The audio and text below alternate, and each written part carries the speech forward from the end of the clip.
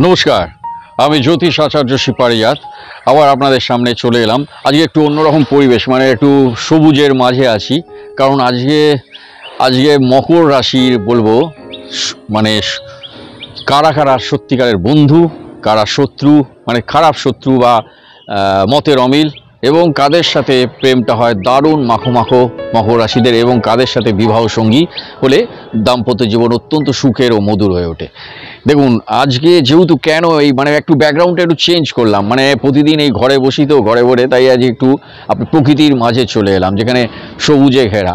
Actually মকর রাশি জানেন তো রুলিং প্ল্যানেট স্যাটার্নের আছে, মানে বুধ হচ্ছে স্যাটার্ন, মানে খুব বন্ধু শনির বন্ধু হচ্ছে বুধ, আর বুধের হচ্ছে সবুজ, বুধ হচ্ছে চির সবুজ। তাই বুধ হচ্ছে আবার মকর রাশি থেকে বুধের ঘরটা, মানে কন্যা রাশির ঘরটা নবমপতি। তো যাই হোক, আজকে যেটা বলবো মকর রাশির মানে কারা কারা সত্যিকারের বন্ধু, শত্রু, প্রেমের সঙ্গী ও বিবাহিত সঙ্গী। হ্যাঁ, দেখুন মকর রাশির হচ্ছে শনির কারক। হ্যাঁ, ওকে, ন্যাচারালি স্যাটার্নের কারক। স্যাটার্ন হচ্ছে কালপুরুষ চক্রের দশমপতি, মানে 10th হাউস, কর্মের ঘর। তা শনি নিজেই কর্মের কারক গ্রহ। তো ন্যাচারালি আপনার ওই মঙ্গল এখানে এসে এই মকর রাশির ঘরে এসে আবার মঙ্গল শক্তিশালী হয়। মঙ্গলও কিন্তু কর্মের কারক। শনি মঙ্গলের এনিমিটি আছে, বাট শনির ঘরে এসেই মঙ্গল কিন্তু শক্তিশালী হচ্ছে। তো যাই হোক, শনি হচ্ছে এই মকর রাশিরা হচ্ছে কি বি প্র্যাকটিক্যাল, একদম ডে ড্রিম একদম পছন্দ করে না, দিবা স্বপ্ন এরা দেখে না। এদের হচ্ছে কি মানে এরা মানে মানে যেই কাজটা ওরা প্রতিদিন মানে এভরিডে একটু একটু করে একটু লক্ষ্য স্থির রেখে এগিয়ে যাবে একদম। দেখবেন মকর রাশির দেখবেন ওই সিম্বলটা হচ্ছে মানে একটা মানে পাহাড়ি ভেড়া, মানে পাহাড়ি সে না মানে ধীরে ধীরে খুব সন্তর্পণে পাহাড়ে বেয়ে উঠছে, স্টেডি কিন্তু খুব সাবধানে, কিন্তু ধীরে ধীরে ওপরের দিকে উঠছে।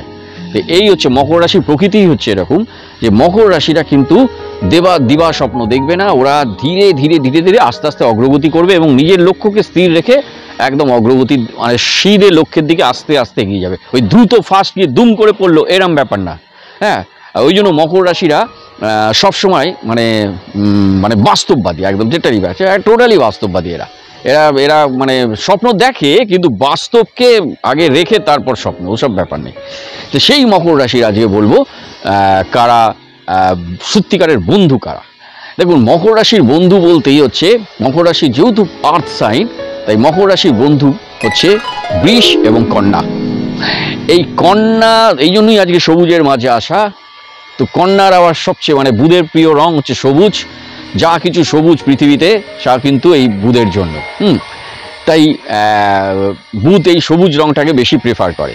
আর শনির যেহেতু বন্ধু বুধ, তাই মকর রাশির সেরা বন্ধু হতে পারে বৃষ এবং কন্যা একদম। এইবার বলবো মকর রাশির তাহলে কাদের সাথে শত্রু, কারা খারাপ শত্রু বা মতের অমিল, দ্বন্দ্ব, কনফ্লিক্ট তৈরি হতে পারে মকর রাশিদের। সেইটা হচ্ছে মকর রাশিদের সাথে কনফ্লিক্ট তৈরি হতে পারে মেষ রাশি, সিংহ রাশি এবং ধনু রাশি।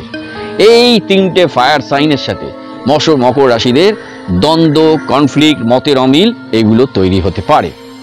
তার মানে এই শত্রুতা মানেই কিন্তু আমি বলছি না যে শত্রুতা মানেই তারা মারামারি কাটাকাটি বা একদম মুখ দেখা থেকে বন্ধ, এই ব্যাপারটা নয়। এদের সাথে মানে আপনারা এদের সাথে যখন ওই কোনো অর্থনৈতিক ডিলিংস করবেন বা কোনো ব্যাংকের কোনো বিভিন্ন সম্পত্তি কেনাবেচা করবেন, এই সব রাশিদের সাথে পড়লে মানে সিংহ, মেষ এবং ধনু, সিংহ, মেষ, ধনু এদের সাথে একটু ভালো করে কাগজপত্র পড়ে দেখে শুনে খুব সাবধানে সাইন টাইন যদি করতে হয় তখন করবেন। কারণ এরা আপনাকে কষ্ট দিতে পারে বা আপনাকে বিব্রত বা অসুবিধায় ফেলতে পারে। হ্যাঁ, যদিও 4 নম্বর ও 11 নম্বর ঘর আপনার যদি ব্যক্তিগত জন্মছকে স্ট্রং থাকে, তাহলে এই শত্রুরা আপনার বেশি ক্ষতি করতে পারবে না, এটা একদম শিওর। এবং 6 নম্বর ঘরটাও আপনার যদি স্ট্রং থাকে, তো ন্যাচারালি কারণ আপনার হচ্ছে যেহেতু বুধ আপনার বন্ধু, হ্যাঁ মানে মানে মকর রাশিদের বুধ হচ্ছে খুব বন্ধু হয়। তাই বুধের ঘর হচ্ছে একটা মিথুন রাশি, একটা কন্যা রাশি। হ্যাঁ, কিন্তু দেখুন মিথুনটা কিন্তু ষষ্ঠ, কিন্তু তাই বলছি যে ষষ্ঠ যদি বুধ আপনার সাথে থাকে, হ্যাঁ, তাহলে কিন্তু আপনার এই মেষ, সিংহ এবং ধনু এরা আপনাকে বিব্রত করতে পারবে না। হ্যালো, এই হলো মকর রাশিদের। এবার বলবো মকর রাশির শুভ প্রেমিক প্রেমিকা কারা। কাদের সাথে যদি এদের প্রেমটা হয় তারা কিন্তু খুবই অনেক দিন দীর্ঘদিন থেকে এবং রোম্যান্টিক এবং একটা একটা রোম্যান্টিক ছটফটানি সবসময় থাকে, মানে একে অপরকে একটু দেখতে পাচ্ছি না, কতক্ষণ দেখিনি, মানে এরকম দিনের মধ্যেই, অনেক দিনের কথা ছেড়ে দিই, দিনের মধ্যেই যদি 4-5 ঘন্টা কথা বললাম না চুপ করবে, মানে এরকম ব্যাপার। এই মকর রাশির, যদিও মকর রাশিরা বাস্তববাদী, কিন্তু এদের সাথে যদি প্রেমটা এসে যায় তাহলে কিন্তু মকর রাশিদের মধ্যে ওই ছটফটানি ভাবটা থেকে যাবে, ব্যাপারটা এরকম।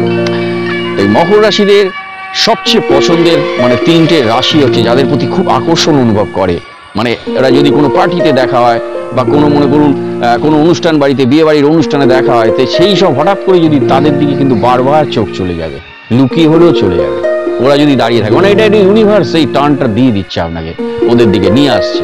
হ্যাঁ, এই প্রকৃতির এই খেলা, ওই একে অপরকে কাছে টানার একটা মানে ওরা মানে পরিস্থিতি তৈরি করে দিচ্ছে।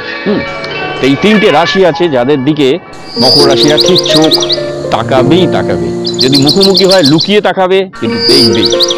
সেটা হচ্ছে একটা মীন রাশি, একটা কর্কট রাশি, একটা বৃশ্চিক রাশি। এই 3টে রাশি মীন, কর্কট, বৃশ্চিক, হ্যাঁ, এরা কিন্তু মকর রাশিদের দারুণ প্রেমিক হতে পারে। সে আমি ছেলে মেয়ে দুজনের কথা বলছি, যদি এই মানে মকর রাশি মেয়েও হয় তো এবং ছেলেও যদি এই মীন, কর্কট এবং বৃশ্চিক হয় তো তাদের প্রতি একটা দুরন্ত আকর্ষণ থাকবেই থাকবে একটা। তারপরে তাদের সাথে যখন পরিচয় হবে, দেখুন এক একজনের আছে না, মানে কথা কিছুই বললো না, মানে কথা সেরকম কিছু বললো না, তাকাচ্ছে তাতেই যেন কত কথা বলে দিল চোখ দিয়ে, তো সেই ব্যাপারটা হয়, এটা এদের মধ্যে সেই ব্যাপারটা চলে আসে। তো আজকে কিন্তু বড্ড গরম আছে, যাই বন্ধু, রোদ উঠলেও না, মানে বাইরে কাজ করছি তো, শ্যুটটা বেশ গরম। তো যাই হোক, মকর রাশিদের কিন্তু শুভ প্রেমিক প্রেমিকা এই 3টে রাশি হতে পারে। এবার বলবো মকর রাশিদের বিবাহিত সঙ্গী কারা হতে পারে। হ্যাঁ, দেখুন বিবাহিত সঙ্গী হচ্ছে যেটা মানে দেখুন প্রেম তো হলো, প্রেম করে ব্রেকআপ হয়ে গেলে কিন্তু কোনো ক্ষতি নেই, কিন্তু বিয়ের করার পর কিন্তু ব্রেকআপ হলে বা কষ্ট, অনেক কষ্ট মানুষের, মানে আদালত, খোরপোশ, আগডুম বাগডুম, মানে বিবাহ বিচ্ছেদ ব্যাপারটা খুব ডেঞ্জারাস জিনিস। আমার এক বন্ধু উকিল বলছিল যে দাদা আমি এখন মানে কি বলবো, বছরে যত না রেজিস্ট্রি করছি বিয়ে, তার চেয়ে বেশি ডিভোর্স ফাইল করছি, মানে খুবই দুর্ভাগ্যজনক এটা মানে খুবই খারাপ লাগছে। মানে মানুষের এখন কেউ আর সেই আগেকার দিনের মতো কেউ একটু স্যাক্রিফাইস, কেউ পিছু পা হবে না, মানে সবাই চাইছে আমি কেন পিছুবো, মানে অধিকার আমি নেবই, মানে এরকম একটা ব্যাপার, কেউ স্যাক্রিফাইসের জায়গাটা থাকছে না, যে কোনো আনফর্চুনেট যে কোনো কারণেই হোক, সময়ের দোষে হয়তো হতে হবে। তো যাই হোক, এদের সাথে যদি মকর রাশিদের বিয়ে হয় তাহলে কিন্তু দারুণ ব্যাপারটা হচ্ছে। দেখুন এই যে বললাম যে 5টা রাশি আছে যাদের সাথে মকর রাশিদের বিয়ে দিলে তাহলে কিন্তু তাদের দাম্পত্য জীবন অনেক দিন পর্যন্ত সুন্দর এবং একটা মানে একটা মধুর সম্পর্ক হয়ে চিরদিন থেকে যায়। মানে 75-80 বছর বয়সেও যদি এরা বেঁচে থাকে এই স্বামী স্ত্রী, তাহলেও কিন্তু এরা মানে খুব মানে কি বলুন তো, মানে সেই কাঁপা গলায়, মানে হয়তো মানে দাঁত ফাঁত পড়ে গেছে, তখনও পাশাপাশি বসে, মানে একে অপরে যখন কাছাকাছি থাকবে না, একে অপরের সাহচর্য, ওরা প্রচণ্ড একটা নিশ্চিন্ত নিরাপত্তা বোধ করবে এবং ওদের এই একে অপরের সাহচর্য, মানে ওরা না মানে অদ্ভুত একটা মনের শান্তি, একটা প্রশান্তি অনুভব করবে।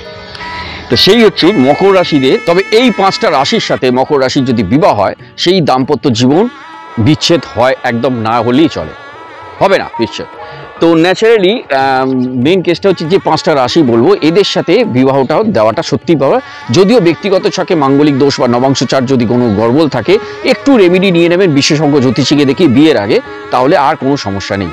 তাই এই অনুকূল বিবাহ সঙ্গী 5টা রাশি হচ্ছে যে একটা হচ্ছে মীন, একটা কর্কট, একটা বৃশ্চিক, একটা কন্যা এবং একটা বৃষ। এই 5টা রাশির সাথে মকর রাশির যদি বিবাহ হয় সেই বিবাহ অনেক দিন থাকে এবং এরা এই শেষ বয়স অবধি এমন মানে এদের থাকবে, মনে করি 70-75 বছর বয়সে বেঁচে আছে, তখনও কিন্তু এরা এই বুড়ো বুড়ি হয়েও কিন্তু তখনও মানে পাশাপাশি নিজেদের একটা দারুণ শান্তি অনুভব করবে একে অপরের সাথে যখন থাকে এরা পাশাপাশি। তো নেক্সট বলবো কুম্ভ রাশির সেরা বন্ধু, খারাপ শত্রু এবং প্রেমের সঙ্গী এবং বিবাহিত সঙ্গী। ওকে, থ্যাংক ইউ ভেরি মাচ, সকলে ভালো থাকুন।